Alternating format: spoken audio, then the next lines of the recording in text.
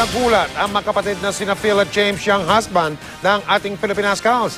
At yan ay nang nauwi ang tinatawag na friendly game sa pambubu at pambabato ng fans ng tinalo nilang koponan ng Hong Kong.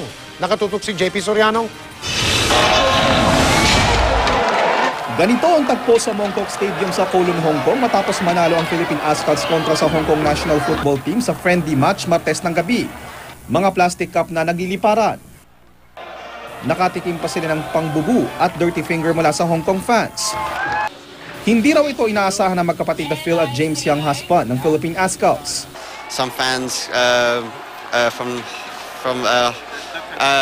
Hong Kong not really being welcome into us. A carton being thrown out from the crowd, and we quickly, the security were very good, and the Hong Kong security were very good. They escorted us away from the crowd. The volume was very, very low, so we couldn't hear the music, and then obviously there was booing from the fans, which is okay for them to scream during the game, but during the national anthem it's quite disrespectful. Ang Department of Foreign Affairs ikinabahala ang insidente sa Hong Kong. Sana raw ang naganap na insidente hindi nagpapakita ng sentimiento ng buong Hong Kong community.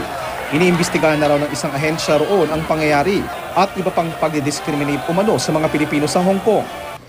Sports is one of the best avenues in fostering mutual respect and understanding between communities, and we hope that future similar activities will further strengthen the friendship between the people of the Philippines and Hong Kong. Dagdag ng DFA, wala raw pagbabago sa status ng Pilipinas sa Hong Kong. Nananatili raw blacklisted ang Pilipinas para sa mga Hong Kong residents na nais bumiyahe rito.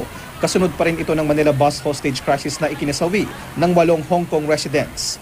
Sa uli, sabi ng mga young husbands at iba pang Philippine Scouts, wala raw silang sama ng loob sa mga Hong Kong football fans. Ang mahalaga raw ay buo ang suporta ng mga Pilipino sa kanila at hindi ginawa ng mga Pilipino ang inasal ng ilang Hong Kong nationals nung naroon sila. We're very proud to be Filipinos and proud of our country, and for someone to disrespect that, it is offensive. Thank you so much, and sana tuloy-tuloy ng suporta nyo. They came to the game, really supported the national team.